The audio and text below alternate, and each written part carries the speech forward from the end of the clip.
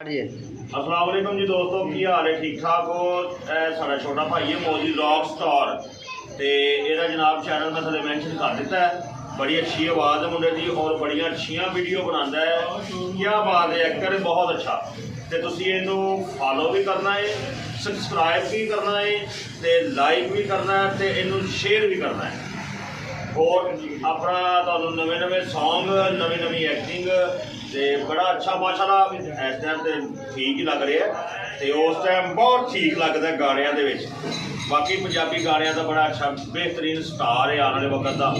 और गुजरा तो तब केड़ा मेरा छोटा वीर भी है ते बड़ा अच्छा प्यार भी है नाल।